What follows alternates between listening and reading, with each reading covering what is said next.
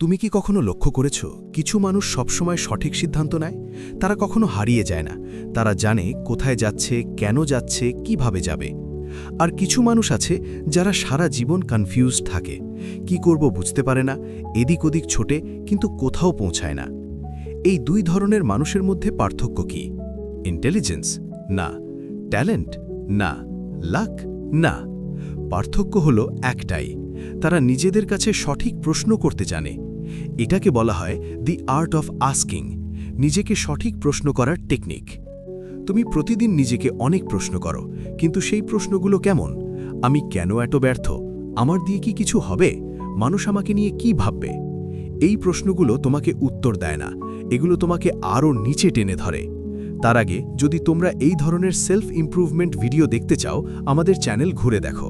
আচ্ছা, এবার বোঝো। কিন্তু যদি তুমি প্রশ্নগুলো বদলাতে পারো, তাহলে তোমার পুরো জীবন বদলে যাবে। আজকের এই ভিডিওতে আমরা কথা বলবো দি আর্ট অফ আস্কিং নিয়ে। কিভাবে নিজেকে সঠিক প্রশ্ন করলে তুমি সঠিক দিকে এগিয়ে যেতে পারো, কিভাবে প্রশ্নের শক্তি ব্যবহার করে তুমি নিজেকে ট্রান্সফর্ম করতে পারো। প্রথমে বোঝো প্রশ্ন এত পাওয়ারফুল কেন। তোমার মস্তিষ্ক একটা আনসার সিকিং মেশিন। যখনই তুমি কোনো প্রশ্ন করো, তোমার মস্তিষ্ক সাথে সাথে সেই প্রশ্নের উত্তর খুঁজতে শুরু করে, এমনকি তুমি যদি ঘুমিয়েও থাকো। এটাকে বলা হয় রেটিকুলার অ্যাক্টিভেটিং সিস্টেম বা RAS। তোমার মস্তিষ্কের এই অংশ সবসময় তোমার প্রশ্নের সাথে মিলিয়ে ইনফরমেশন ফিল্টার করে। যদি তুমি জিজ্ঞেস করো, আমি কেন এত আনলাকি, তোমার মস্তিষ্ক সারাদিন খুঁজবে কোথায় কোথায় তুমি আনলাকি, আর সে সেটা খুঁজেও পাবে। কিন্তু যদি তুমি জিজ্ঞেস করো, আজকে আমি কিভাবে একটু ভালো হতে পারি, তোমার মস্তিষ্ক সারাদিন খুঁজবে কোথায় কোথায় তুমি ইমপ্রুভ করতে পারো। একই মস্তিষ্ক, কিন্তু সম্পূর্ণ আলাদা রেজাল্ট। প্রশ্নই তোমার ফোকাস ঠিক করে, ফোকাস ঠিক করে তোমার অ্যাকশন, অ্যাকশন ঠিক করে তোমার জীবন। এখন কথা বলি ভুল প্রশ্ন কিভাবে তোমাকে ডিস্ট্রয় করছে।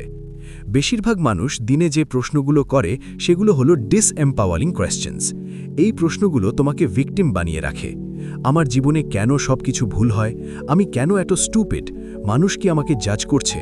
আমি কি কখনো সফল হতে পারবো? আমার দিয়ে কি আসলে কিছু হবে?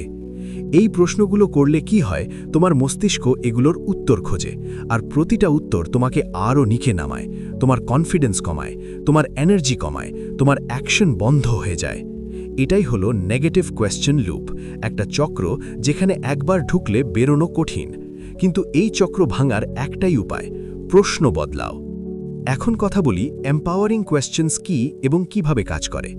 এম্পাওয়ারিং কোয়েশ্চেন্স হলো সেই প্রশ্ন যেগুলো তোমাকে সলিউশনের দিকে নিয়ে যায়, যেগুলো তোমাকে অ্যাকশন নিতে বাধ্য করে, যেগুলো তোমার মধ্যে পসিবিলিটি তৈরি করে। এই প্রশ্নগুলোর একটা কমন প্যাটার্ন আছে। এগুলো শুরু হয় কিভাবে, কি, কখন দিয়ে, কখনো কেন দিয়ে নয়। কেন দিয়ে শুরু হওয়া প্রশ্ন সবসময় তোমাকে পাস্টে নিয়ে যায়, সমস্যার কারণ খোঁজায়। কিন্তু কিভাবে এবং কি দিয়ে শুরু হওয়া প্রশ্ন তোমাকে ফিউচারে নিয়ে যায়, সমাধান খোঁজায়। উদাহরণ দেখো। ভুল প্রশ্ন, আমি কেন এত অলস? সঠিক প্রশ্ন, আজকে আমি কোন একটা কাজ করতে পারি যা আমাকে সামনে এগিয়ে নেবে? এই প্রশ্নটা তোমার দিন শুরুর আগেই তোমার মস্তিষ্ককে একটা ডিরেকশন দেয়। তুমি আর র্যান্ডমলি দিন পার করো না, তুমি পারপাস নিয়ে চলো। দ্বিতীয় প্রশ্ন, যখন কোনো সমস্যা আসে, এই সমস্যাটা আমাকে কি শেখাতে চাইছে? বেশিরভাগ মানুষ সমস্যা আসলে ভেঙে পড়ে বা পালায়, কিন্তু এই প্রশ্নটা করলে তুমি সমস্যাকে এনিমি হিসাবে না দেখে টিচার হিসাবে দেখো, আর প্রতিটা সমস্যার মধ্যেই একটা লেসন লুকিয়ে থাকে। তৃতীয় প্রশ্ন, যখন তুমি হাল ছেড়ে দিতে চাইছো, যদি আমি জানতাম যে এই কাজে সাকসেস গ্যারেন্টিড, তাহলে কি আমি এখনও চেষ্টা করতাম? এই প্রশ্নটা তোমাকে রিমাইন্ড করে তুমি আসলে কি চাও। বেশিরভাগ সময় আমরা হাল ছেড়ে দিই কারণ আমরা রেজাল্ট নিয়ে ভয় পাই, কিন্তু যখন জানো রেজাল্ট আসবেই, তখন আবার শক্তি ফিরে আসে। চতুর্থ প্রশ্ন, রাতে ঘুমানোর আগে, আজকে আমি কি এমন কিছু করেছি যা আমার ফিউচার সেলফ গর্বিত হবে? এই প্রশ্নটা তোমার দিনের একটা অনেস্ট রিভিউ নেয়। তুমি নিজেকে ডিসিভ করতে পারো না এই প্রশ্নের সামনে, হয় হ্যাঁ না হয় না। আর যদি উত্তর না হয়, তাহলে কাল আরও ভালো করার মোটিভেশন পাও। পঞ্চম প্রশ্ন, যখন তুমি কম্পেয়ার করছো নিজেকে অন্যের সাথে, আমি কি সত্যি আমার বেস্ট দিচ্ছি, নাকি শুধু অন্যের সাথে তুলনা করছি? কম্প্যারিজন তোমার সবচেয়ে বড় এনিমি, কারণ তুমি সবসময় নিজের বিহাইন্ড দ্য সিনস দেখো আর অন্যের হাইলাইট রিল দেখো। এই প্রশ্নটা তোমাকে আবার নিজের ওপর ফোকাস করায়। ষষ্ঠ প্রশ্ন, যখন তুমি স্টাক ফিল করছো, আমার জীবনে এখন যদি একটা জিনিস বদলাতে পারতাম সেটা কি হতো? এই প্রশ্নটা তোমার সব কনফিউশন কেটে দেয়।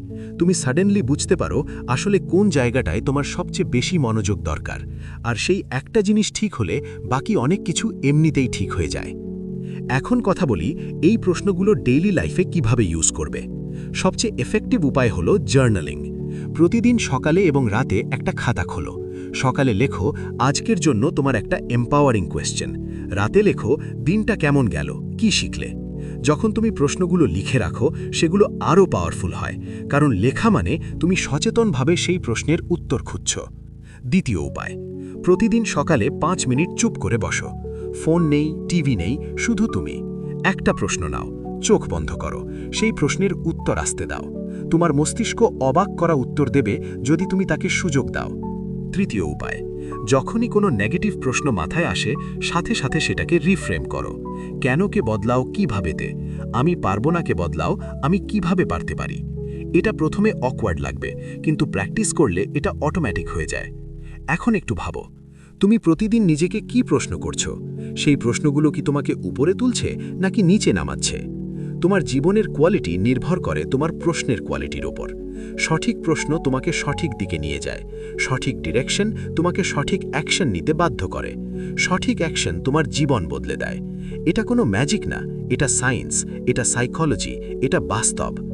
আজ থেকে একটাই কাজ করো, প্রতিদিন সকালে উঠে নিজেকে জিজ্ঞেস করো আজকে আমি এমন কি একটা কাজ করতে পারি যা আমাকে আমার লক্ষ্যের একটু কাছে নিয়ে যাবে। এই একটা প্রশ্ন প্রতিদিন 30 দিন, তারপর দেখো তোমার জীবন কোথায় যায়। প্রশ্ন বদলাও, জীবন বদলে যাবে।